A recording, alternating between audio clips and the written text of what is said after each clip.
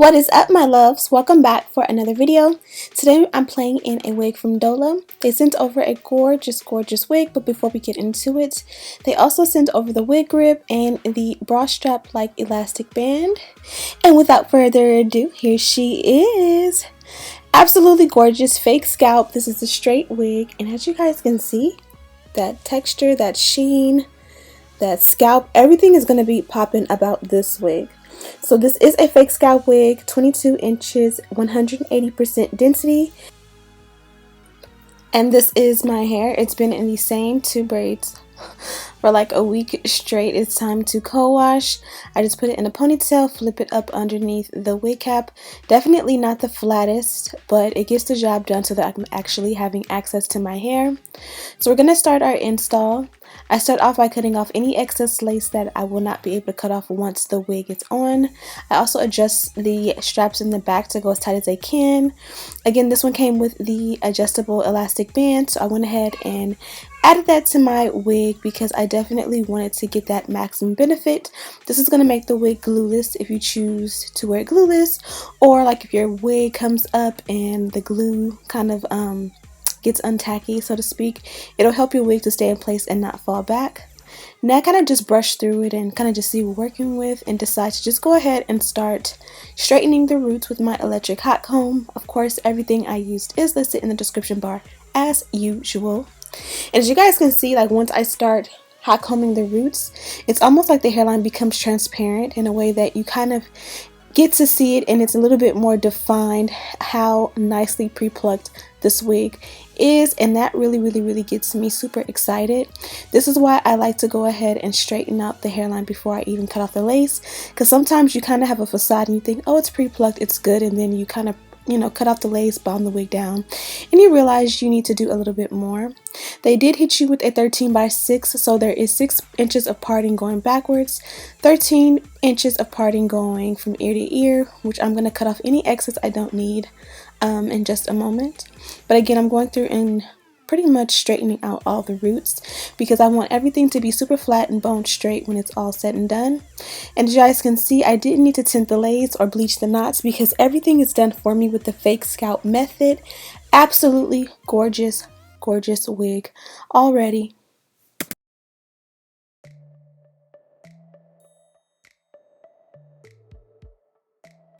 So now I'm going to cut off all the excess lace around my ear. You want your wig to be custom to your head shape, and for me, I always have to cut off maybe about 1/4 to 1/2 inch on each side of the wig.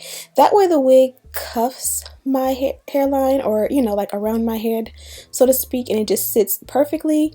Nothing is bulking up or bulking down, nothing's too short, nothing's too big. It just sits and fits perfect.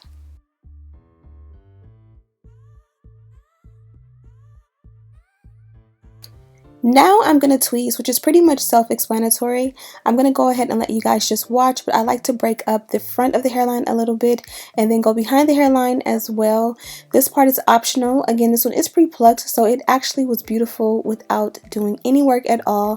I just wanted to bump it up and make it custom for me. So go ahead and watch and see what you think about my customization. Definitely don't overpluck and be careful not to put any holes in your lace. And as you guys can see, she is on fire.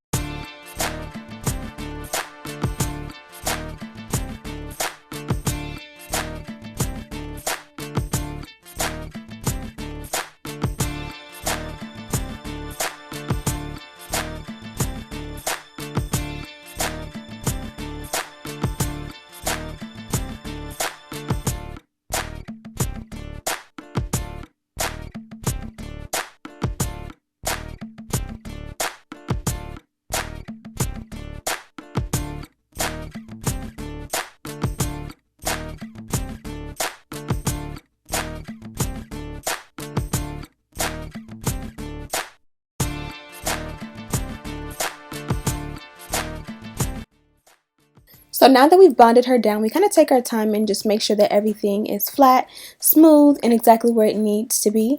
In other words, we're just giving the actual lace time to kind of bond and dry a little bit before we start the process of cutting off the excess lace. If you're going to bond down the wig or add the glue before you cut off your excess lace, you definitely don't want to start cutting off the excess lace until it is completely dry. I'm using a wax stick here to kind of just go ahead and slick and smooth out the hairline. My initial desire was to do a no baby hair look with this one, and you're going to see in the end, and you're probably seeing in the thumbnail, that I did a little bit of baby hair, but I did it without like cutting anything. So this is going to be like a cheat for all of you who are afraid to like cut into your wigs. You'll be able to see like how to kind of like have a baby hair look without, you know, actually cutting down, you know, any of your actual hair.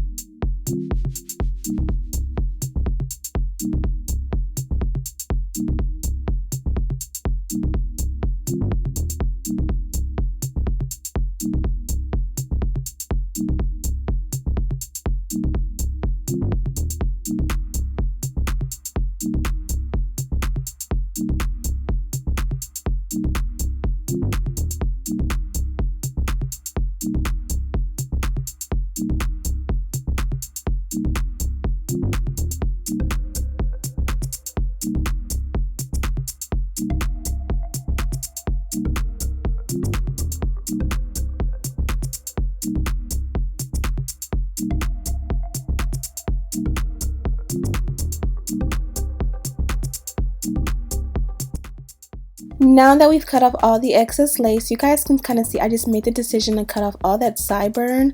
A lot of the times, especially when it's hot or you've, you know, had your wig on for a minute, when you bond that down, even with the best of glue, sometimes it'll like lift up and you kind of see how it's just sitting there. Lord, I've been in public where I've been around people and then I go like in the bathroom and check myself and I see that that piece is just sitting there. Literally the most mortifying thing ever. So I prefer not to have the flap for the sideburns, just as out of personal preference, just because I find that for me it always lifts, especially you guys can kind of see how coarse my sideburns are. It's kind of almost not, I won't say impossible, but it's hard for me to get it to stay, especially when I'm out in the elements and I'm out and about. I don't want to be self-conscious and have that come up.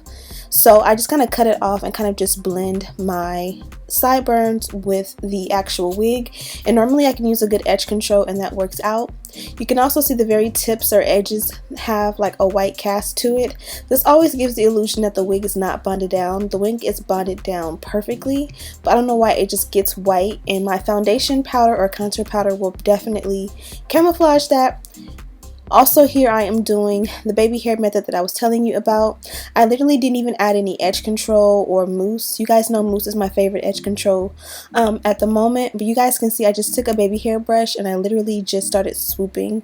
And I did like 3 pieces on each side, which, you know, looked really good from my preference. If you don't want in baby hair, you have that preference. Or if you want to go full out with your baby hair, you definitely can go ahead and trim it.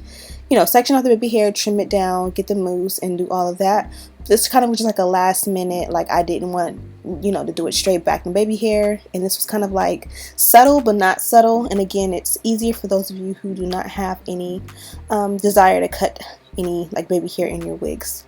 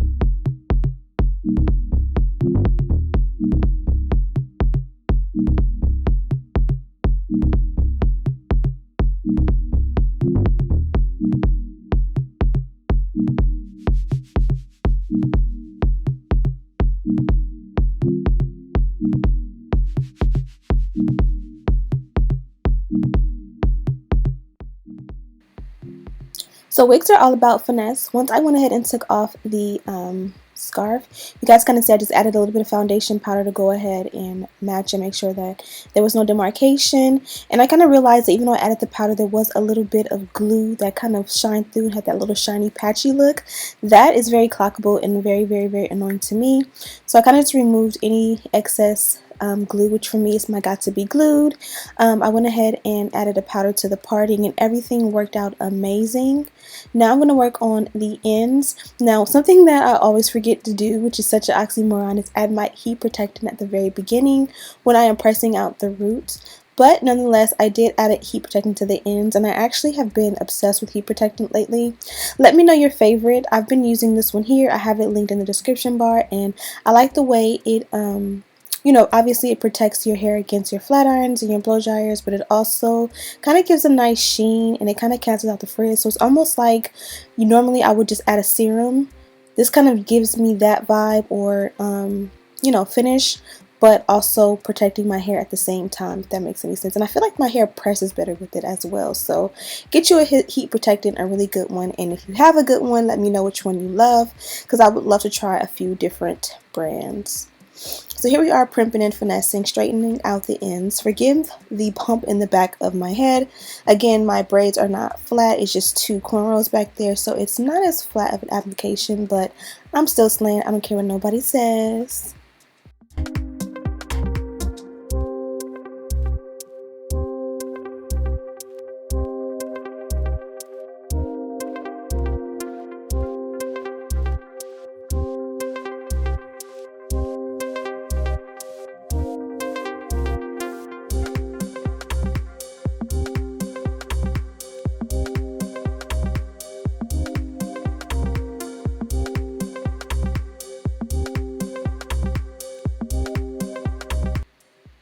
Now this hair definitely did not need any sheen, and you guys can see how everything came together and it blends with my skin tone. Everything looks perfect, but I just bought a fresh bottle of my OG favorite, the BioSilk, so I went ahead and added a little bit to it. Like I said, it definitely didn't need it, but I just added some, you know, all around on the ends as well as the crown of the head. Definitely gave it that nice high sheen that I personally love. And that was pretty much it. For me, this was an easy install. Hopefully you guys were able to follow along. Let me know what other content you want to see on my channel. Baby is due in a couple of weeks, so you guys will be meeting her very, very soon. Thank you guys so much for watching. Don't forget to like, comment, subscribe, share this video with your friends. And as always, oh, and don't forget to check out Dola. I have all the information on this wig and a link in the description bar. And as always, I'll see you guys in the next one. Smooches!